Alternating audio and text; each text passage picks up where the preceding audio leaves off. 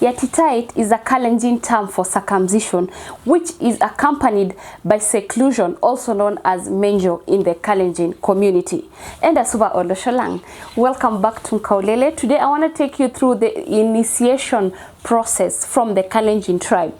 But before we go into that, first and foremost, I want to take this opportunity kusema asanteni sana to those that have subscribed to NkauleleTV Kenya.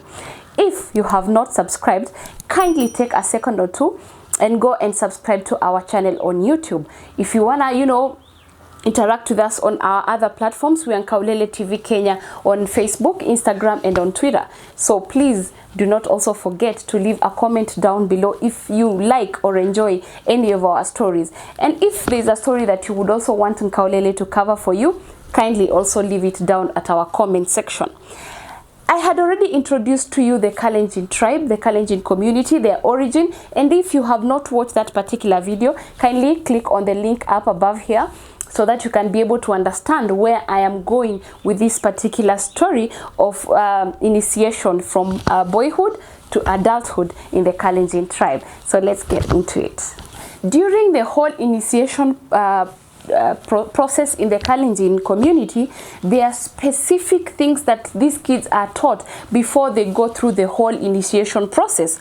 I will take you through it step by step, and I hope you will actually bear with me, as most of these names are a bit hard to pronounce, but I am loving these cultural practices that our parents, our grandparents practiced during those days, and I'm hoping that I can actually be able and manage to attend to one of them.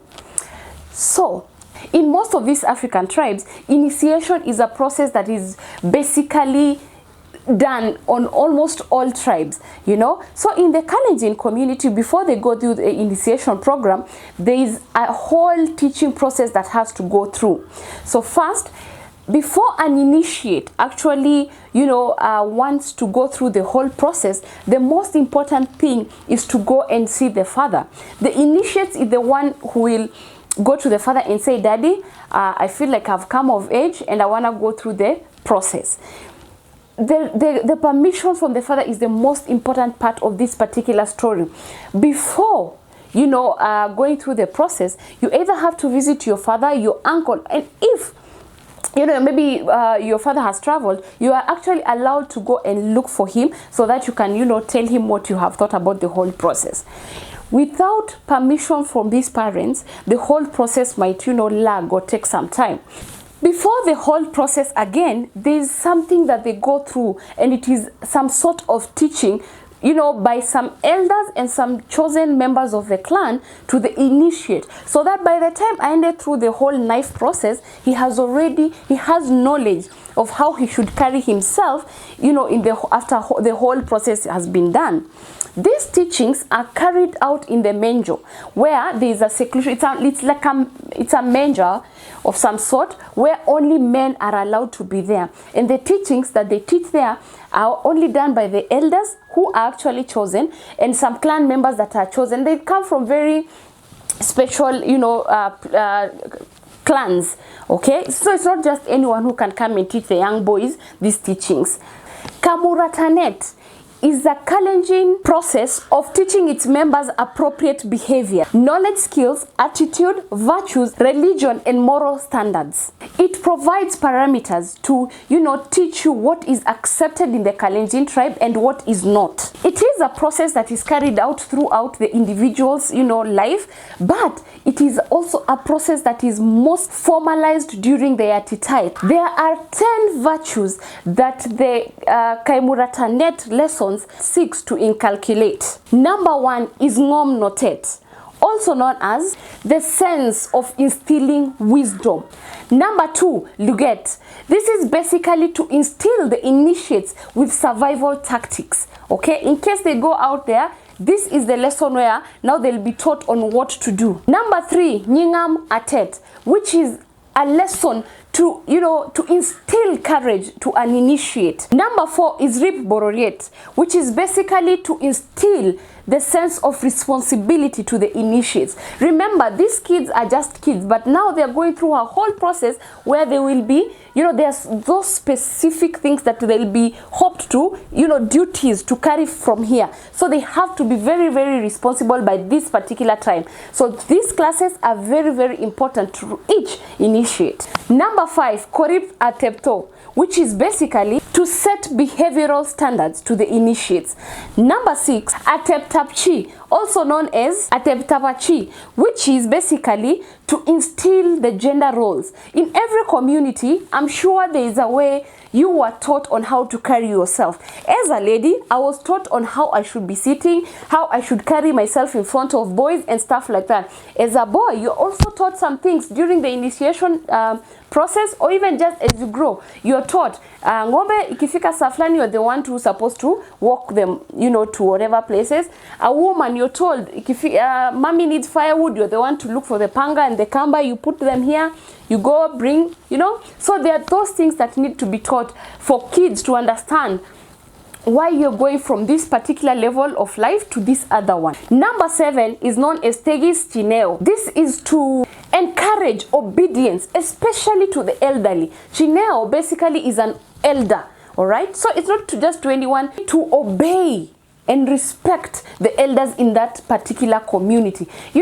Every person who has grown up, you have been taught that when the elders are walking in, there is a way you should show yourself and disappear. There is a way you're supposed to serve and go. This particular lesson is actually important, and not just to the initiates, but also to everyone. Obedience to the elders is very, very important in the African community. Number 8, connect or to tick. To state the rules on conduct. How should you conduct yourself in front of people? How should you, behave? Yeah.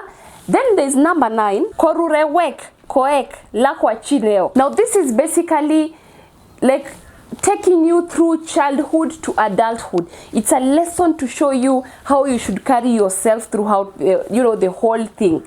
And then finally, chupisio si kerip atet. These are lessons that are taught to the young ones to regulate their behaviors within the home of their parents, neighbors, relatives, and members of the oret. They basically serve as, tutors for the children. Well, those are the 10 most important, lessons that a young initiate will formalize by the time now they go to being an adult. Before the whole process of facing the knife and everything, there are some things that need to be taught, and those were the most important lessons for every initiate. Once the initiate has already gone to face the parents, they have been allowed to go through the process, they go through the classes. Between that particular time, the initiates are not mingling with the other family members. They live in some sort of mangers, some huts, some homes that are way far from the home. During Tumdo Kandaet, some songs are sung and are taught to the initiates. They also serve as an oath of allegiance and secrecy to this particular initiation time. These songs are taught by age mates to the initiates, like they are the people that will be helping them, and also by young warriors. And once these songs are actually mastered, they're supposed to be sung 3 times in between meals. So these young initiates are now well prepared. They've gone through the whole process of the teachings. They have gone through the counseling process, and now they are ready to go and face the final stage of this particular process, which is the knife. So this day, they will, after their whole teachings, they will be sitting together, and there are some teachings that will be put across, one-on-one, and again, for the whole group once they are done. They are very important men that should be living and staying and leading and guiding these young initiates. As the boys have gone through the whole process, now they are willing to go now to where the night, as they wait for the knife, will come. As they walk, one motirionik, who is the elder, the most experienced elder, will be walking ahead of them. Then the boys in the line, and then there will be another elder who will be walking behind them, who is also now known as the motirionik too.